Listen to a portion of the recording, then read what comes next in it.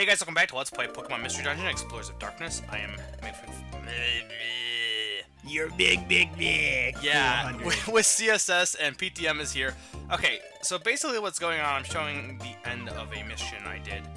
This is the day after the cave mission, the Aegis cave mission.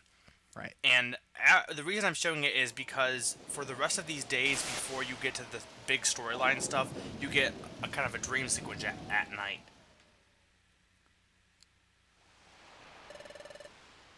Sounds like there's a storm a brewing, Mega. Unfortunately. It actually just rained over here while we're recording this. Oh, did it? It's pretty... Oh, it's kind of gloomy out for over here. Yeah, it's been on and off sunshine and then torrential downpour and then sunshine again. That's Florida. That's not too bad though. I don't mind when it rains if it's a nice, nice rain. Though I guess I prefer snow over rain. Anyway, yeah, let's flashback. Now we're starting to get into the meat of the situation. The main thing that's going to be dealt with in this storyline is the fact that we can't evolve, but not so much we can't evolve, but actually the distortion in space, as we mentioned. Yep, that's more important. I know. I want to evolve into a bigger monkey. You mean a more annoying monkey? Oh! No, the monkeys, the Chimchar's evolutions are like fighting monkeys. They're cool. Mega wants Chimchar to go Super Saiyan. No, not exactly. Oh no, lightning. So yeah, these I don't know. I was gonna say these are stupid, but not really. I'm indifferent on these. Oh, whoa, what this the is heck important. is that?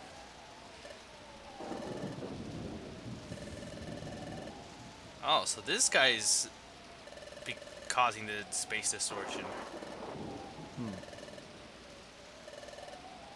Oh. Wait, what? Well then, that's an interesting development. And Cressiella, we know who she is. Or, I know who she is. You don't because she hasn't been introduced in this game. But now she will be.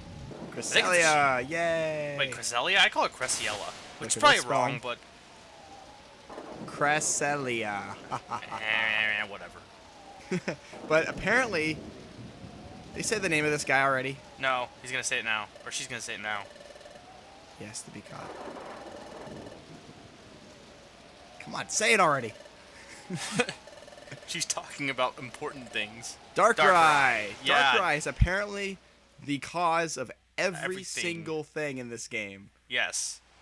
Which, the fact that this is just kind of like a footnote, I don't know. I almost would prefer it if, the Dialga storyline was just the storyline, there wasn't anything else.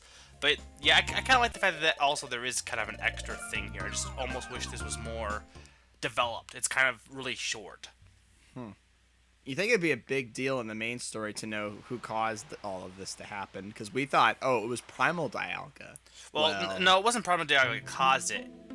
The cause of Primal Dialga was the collapse of Temporal Tower. We just didn't know why the tower collapsed. Also, for whatever reason, Cressiella failed at her job because you would think she could have stopped Darkrai from collapsing time. It had to be us to do it. But anyway, wow, Cressiella is in our dreams. What? Why are we causing the ruin? Oh, you know why? Oh, this explains a lot, because you know why you were brought back? It wasn't Dialga. It was the distortion in space. So if we restore space, then you're going to disappear again. They're not saying that. They're saying that our existence is distorting space. Dialga brought us back, but according to Cressiella, this Cressiella, supposedly, we are distorting space, which is the opposite of what we witnessed in that previous cutscene. But our characters don't know that because they can't see miles away. Okay, so that was the second day. Now the next morning. I love this music. No, I don't. I wake up to this music every single morning, and it's pretty annoying. Do you? Well, we both do. Here's another mission I did. I think this one was at Brine Cave. You know, Mothim looks really cool. I like Mothim. I don't like moths. Well, moths don't like you. Also gold rank, or diamond rank. Congratulations. Your team kit is now diamonds.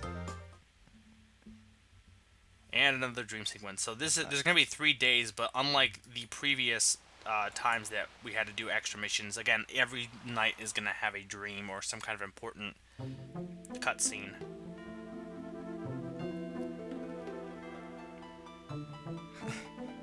I haven't dreamed like this in a long time. You know what this kind of implies, somewhat. Well, no. Well, I'm jumping way ahead on myself. You're somewhat. jumping way ahead. I already know. I know what's going on. Well, I know what's going on too, but I was gonna say something that would. I'll wait until everything is revealed before I start talking stuff.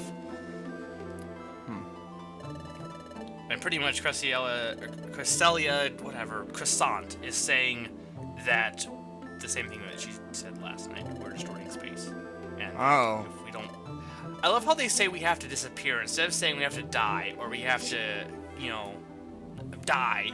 We have to just. It's like, no. We can't say die. That's too not That's PG. too politically incorrect. It's disappear. It's like it reminds me of the original, not Kai, but like the original Dragon Ball Z. I think specifically not the Funimation one, but the one that was done by the Ocean Group. When Nappa remember when Nappa destroys the city when they first when the Saiyans first arrive? And they just cut to him like blowing it up, and then I think Nappa says, "Well, they all evacuated, but at least that destroying their city will show them." It's like, no, what? No, yeah, that's not what happened. Because back then they weren't allowed to say die, so instead of saying they died, it was either they went to another world or they evacuated the city before it blew up. So Nappa's just sitting there waiting patiently for the people to leave. He's like, okay, now we can do it. Well, I'm thinking more it's just the fastest evacuation that ever existed. Also, yeah, there was the whole thing about them destroying the cargo. One of the planes was a cargo ship, and there wasn't any people in it. You better not be contemplating suicide. Who, me? No, both of us. No, you're cheerful. Oh, well, I don't know what you know. Yeah, we're here. This is not good. But now we're actually going to get to some, finally fun stuff. Fun stuff. But first, I want to show, while I was doing those missions, I actually acquired a skill that is pretty cool. An IQ skill. It is non-sleeper. Basically, I can't fall asleep now. That sucks. Why? Because you're awake 24/7. No, but why wouldn't you? If you didn't need to sleep, why would you sleep? You know what I mean? In real life, we need to sleep, but if we didn't need to, we just get more done. Think about how often you sleep. You sleep like half the day usually. Yeah, or more. but there's this thing called, okay, I want an event or another day to happen sooner. Like our bodies they don't time travel, but our minds kind of, they rest until it seems like time's going faster. But I'm saying if we didn't need that, we'd be more productive. We would invent flying cars sooner than. Hey, we're supposed to have hover cars by 2015. I hope so. Anyway, are you talking about because of Back to the Future? Yeah. Anyway, yeah, Azurill, who is always in trouble, is now asleep forever. Help! I've slept and I can't get up. No. Or I know what you're talking about, but I can't think of the. Azurill needs life alert. Yeah, life alert. Oh, that's terrible. See, this isn't like he got himself into trouble. Now, I'll be fair here. As much as there's some things I find flawed about this post-game storyline, I do like this part, and you'll see what I'm talking about in a second. Mm-hmm. One. I don't see what you're talking about. And also, you can feed him berries, technically. You can feed someone who's sleeping. A gummy! Let's get him blue gummies. Well, I mean, you can't, if someone's, asleep, you can still feed them or unconscious, because, otherwise, how would, coma patients, you have to have some way of feeding them. Well, they don't chew and swallow on their own. They have tubes. No, I know, but, you could put tubes in Azurill. I don't think they have those.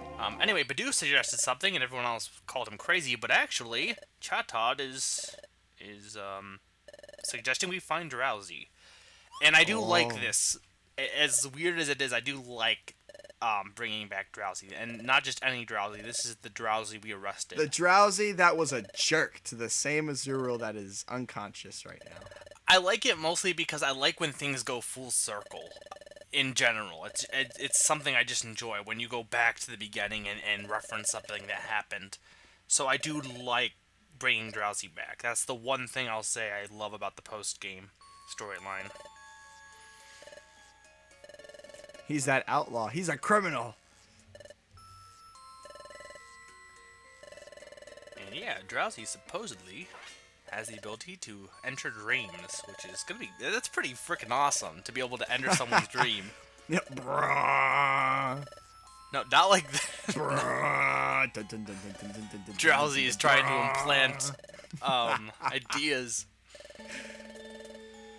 We have to enter the dream within Azurill's dream. I've actually never seen that movie full on. I What? Because It's so good. I told you I'm lazy about watching movies specifically, but I did watch the whole ending. Does that count? No, because then you saw the ending, and you don't get the ending until you see the film. I get the ending because I looked up Wikipedia and read all the facts because I'm a horrible person. Anyway, Drowsy. We're gonna go to Mount Travail, and that is where we'll find Drowsy. And Mount Travail, I'm not gonna say it's the worst of the dungeons in the post game, but it's definitely tricky. I found it was one of the trickier ones of the dungeons, mostly for one reason I'll mention when we actually get there. And another important thing is only us. I know I said at some point I was gonna start accepting, people to join our team and have other people besides me and BTM on the team, other Pokemon, for recruiting them. But I actually can't do that because only us can go for this mission and on most of the missions in the post game. But we recruit. They're on Power Freak too. Who? The other people. No, I know, but we can't bring them on this mission. It can only be us. So this is Mount Travail, and this is the music I think we heard in the Crevice Cave. This music. Yeah, I think so. Anyway, Mount Travail, let me go through the information. Mount Travail, it's 20 floors total, including the final floor, so I guess 19 dungeon floors. Main type is fighting. There are traps. Already a monster house. Sorry. And yeah, monster house. There are... Okay, it can only be... us can go on the first visit. And Pokemon you can find here: Fearow, Mankey, Primeape, Onix, Marowak, Hitmonchan, Kangaskhan, Mr. Mime, Sentret, Furret, Ladybug, Ladian, Scizor, Heracross, Ursaring, Tyrogue, Shedinja, Meditite, Medicham, Bibarel, and yeah, that's it. That's a lot of evolved Pokemon. Yeah, and a good chunk of them are also, or not a good chunk, well, some of them are important to the story too. You start seeing a lot more Pokemon you've seen before, but not in terms of dungeons, in terms of in Treasure Town or in the guild. You'll start seeing such them as Kangaskhan and Medicham. Yeah. And there are some weather conditions in this dungeon. The main thing I'm going to mention here that I found that gave me trouble, there's a ton of traps in this dungeon for some reason. I almost want to call it Mount Travail because there's just so many. I found so many damn traps everywhere. That makes sense. Trap Veil. And so the traps are veiled. Yeah, I actually didn't do too bad here. I just, it gave me some trouble. I really, a few times, thought I was gonna die. I also think you can find a lot of gummies. Here you can find a lot because it's a treasure, or a monster house, not treasure house. Those PowerPoint down traps are gonna be... I hate them. Yeah. And yeah, Mount Travail. But yeah, it's not too bad overall, and you learn Concentrator. Concentrator. Not sure. I'm gonna show what it does. You're gonna show what it does? Well, because you can look at the info. Oh, yeah, that's true. So it can help. It increases your accuracy, but lowers your evasion. Yeah, and you can switch those on and off at any point. Yeah. Too. So if you don't want to lose that evasiveness, boom.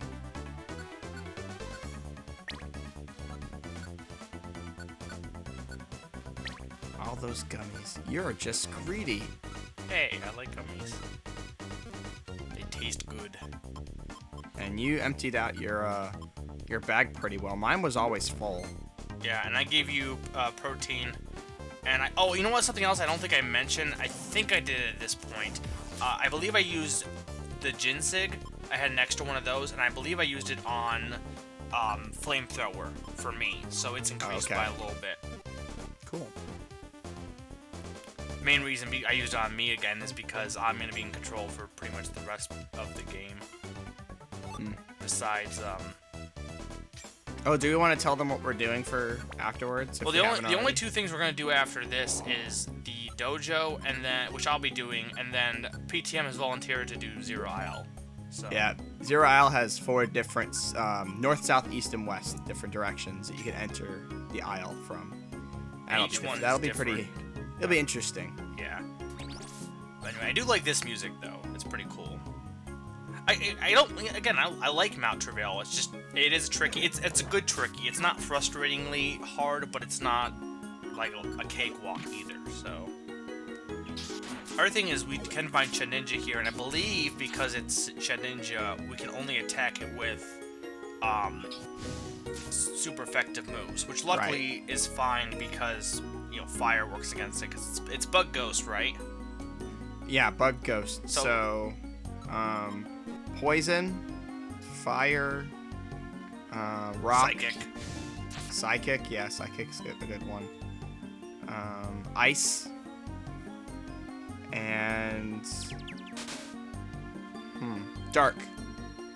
No, I don't think psychic is psychic and dark. Psychic works against ghost, doesn't it? Ghost? Or wait, no. I think it's dark. No, it's the other way around. It's the other way around because no, it is ghost. It's a ghost bug, but I'm thinking, it's ghost is strong against psychic. Yeah, the triangle is ghost on psychic. Psychic on dark. No, dark is not effective on dark. Well, the one does. Psychic's not effective. Dark is okay. Dark is strong against psychic. So is ghosts, and then ghost is strong against. There's no triangle there. No, then it's just it's a lambda. I don't know. I've never been good with it. Once type advantages, the basic ones like grass, water, those are obvious. But some of them, like fighting and bird, fighting and flying to me doesn't, a lot of the type advantages I just lose track of because there's some weird ones like that. But I know that one because it is weird. So. Yeah, I'll pull up Shedinja here. That'd be good. It's fire, flying, rock, ghost, and dark is super effective. So ghost on ghost is super effective on each other. Okay, yeah, that's right. It's one of the weird ones. But yeah, so they could give you trouble depending on who you brought with you because you might not be able to kill them. But luckily, I am Chimchar, so that's like if you had a Trico Pikachu combo, you're pretty much screwed. Just avoid them. That would be. Avoid them. I mean, they have some good moves though. Or I think you can use items against them, probably like. Throw items. Throw items like Graveler Rock or the Iron Spike. They're true damage, so that's an option.